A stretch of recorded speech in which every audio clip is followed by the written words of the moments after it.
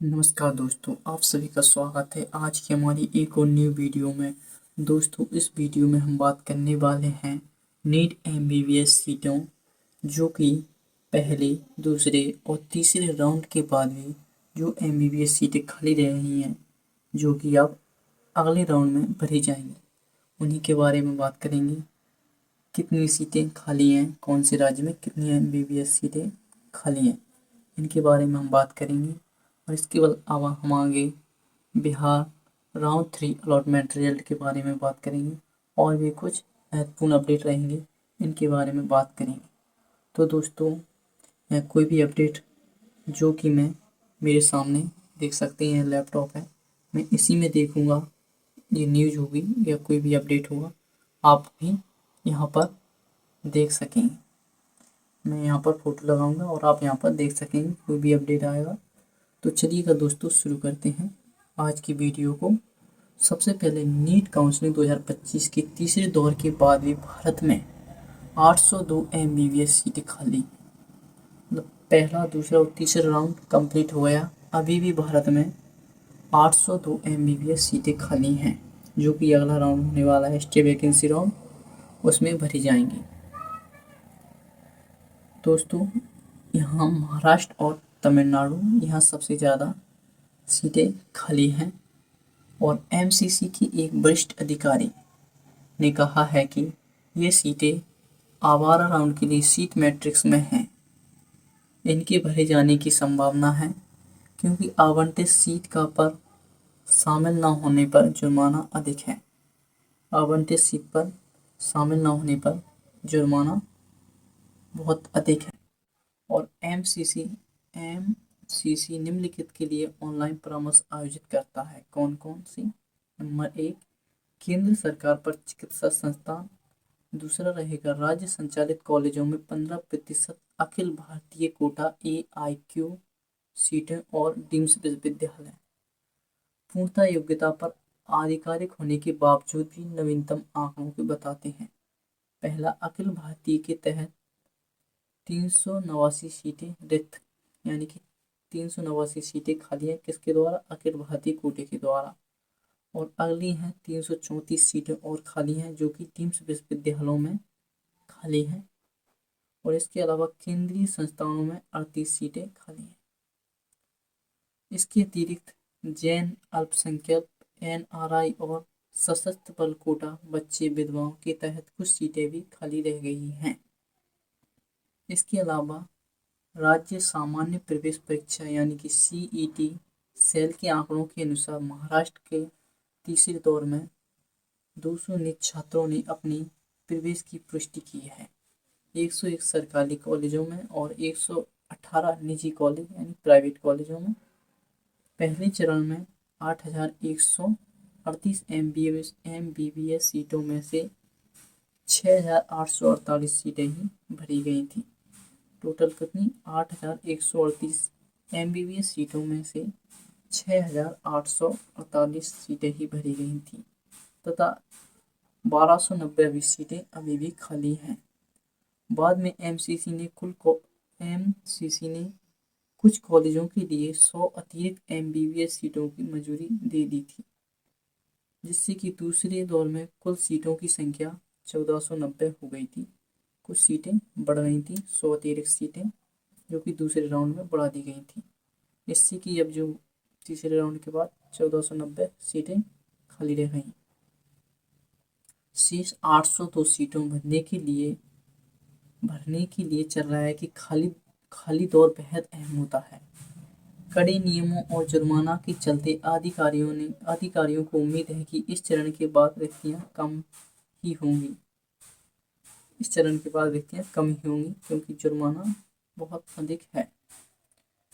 चिकित्सा विशेषज्ञों का सुझाव है कि नए मेडिकल कॉलेजों की शुरुआत निजी संस्थानों की उच्च शिक्षण शुल्क और चयनित उम्मीदवारों द्वारा देरी से ज्वाइनिंग वर्तमान रिक्तियों के प्रमुख कारणों में से एक है। भारत में कुल रिक्त एमबीबीएस सीटें 802 हैं। भारत में कुल 802 एमबीबीएस सीटें खाली हैं। प्रमुख योगदानकर्ता डीम्स विश्वविद्यालय और प्राइवेट कॉलेज। महत्वपूर्ण रिक्तियों वाला राज्य तमिलनाडु में 136 और महाराष्ट्र में 387 सीटें खाली हैं। अगला चरण एमसीसी द्वारा रिक्तियों का दौर होगा, रिक्तियां भरी जाएंगी। इसके बाद हम अगला ये हमारा अगला यानी दूसरा पॉइंट मान सकते हैं, ये न्यूज है हमारी या update. Bihar NEET UG counselling 2025, Bihar NEET UG round 3 seat allotment result जारी। इसी के बारे में हम बात करने वाले हैं। संशोधित कार्यक्रम के अनुसार बिहार नीट यूजी 2025 काउंसलिंग का तीसरा राउंड जो था 9 से 13 नवंबर तक आयोजित किया जाएगा, यानी कि 9 नवंबर से 13 नवंबर तक आयोजित किया जाएगा। आज 11 है, यानी कि पहले ही तीसरा राउंड शुरू हो गया है, जो कि 13 नवंबर तक चलने वाला है। आज 11 है। और इसके अलावा Bihar NEET UG counselling result कैसे चेक करें, इसके बारे में कोई दिया गया, आप देख सकते हैं और चेक भी कर सकेंगे। एक पीडीएफ होगी, वो डाउनलोड कर सकेंगे अपने राज्य की वेबसाइट पर जाकर, काउंसलिंग करवाते हैं। उसके अलावा बिहार नीट यूजी काउंसलिंग दस्तावेजों के सत्यापन और प्रवेश डेट। संशोधित कार्यक्रम के अनुसार बिहार में नीट यूजी 2025 काउंसलिंग का तीसरा राउंड 9 से 13 नवंबर तक आयोजित किया जाएगा।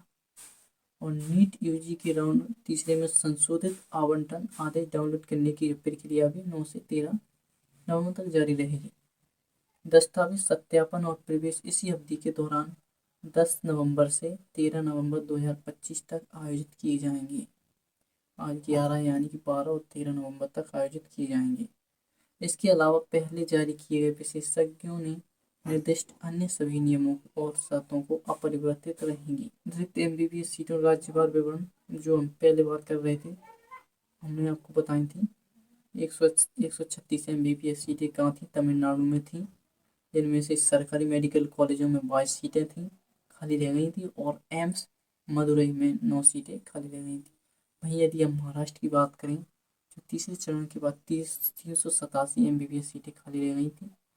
जो 37 सीटें एमबीबीएस सीटें महाराष्ट्र में गवर्नमेंट यानी कि सरकारी वाली, लगभग 350 सीटें प्राइवेट कॉलेजों की खाली रह गई थी। इस स्थिति में नीट उम्मीदवारों को अभिभावकों की चिंता पैदा कर रही है, क्योंकि हजारों छात्र चिकित्सा शिक्षा में अवसरों का व्यतीत कर रहे हैं। MCC NEET UG counselling 2025 ST vacancy round के बारे में चलेगी, जो कि अभी तीसरे राउंड के बाद चल रहा है। चॉइस फिलिंग और लॉकिंग डेट 11 नवंबर तक बढ़ा दी गई है एसटी वैकेंसी राउंड की, यानी कि आज 11 नवंबर तक बढ़ा दी गई है, जो कि आज रात 11:55 से पहले आपको करना है। उसके बाद डेट खत्म दोस्तों। और यहाँ देख सकते हैं एसटी राउंड में पीडब्ल्यूडी प्रमाण पत्र बनाने के लिए या नए पीडब्ल्यूडी पोर्टल कल शाम 5 बजे तक सक्रिय रहेगा, यानी कि आज 11 नवंबर तक सक्रिय रहने वाला है। 30 अक्टूबर को जारी शेड्यूल के अनुसार नीट यूजी एसटी राउंड का रिजल्ट 12 नवंबर को जारी किया जाएगा। तो नीट एसटी वैकेंसी राउंड का रिजल्ट है, कल जारी होना चाहिए। हालांकि बढ़ी हुई तिथियों के कारण इसमें बदलाव भी हो सकता है, जरूर नहीं 12 नवंबर को ही जारी हो, लेकिन 12 नवंबर को जारी होना था, बढ़ भी सकती है डेट, आगे संशोधित हो सकता है। एमसीसी नीट यूजी 2025 के लिए आवश्यक दस्तावेज। MCC NEET UG 2025 counselling ST vacancy round के लिए आवश्यक दस्तावेज देख सकते हैं। नीट प्रवेश पत्र, NEET score card, rank letter, कक्षा 10वीं की अंक सूची, जन्मतिथि के लिए कक्षा 12 का प्रमाण पत्र और अंक तालिका। पहचान पत्र में Aadhaar card, PAN card, driving licence या पासपोर्ट साइज पासपोर्ट होना चाहिए। 8 पासपोर्ट आकार की तस्वीर होना चाहिए। जाति प्रमाण पत्र यदि लागू हो तो। इसके अलावा दिव्यांगता प्रमाण पत्र यदि लागू हो तो तभी। आज के कुछ महत्वपूर्ण अपडेट थे। वीडियो कैसे लगी कमेंट में बताएं। मिलते हैं किसी नेक्स्ट वीडियो में, तब तक के लिए धन्यवाद।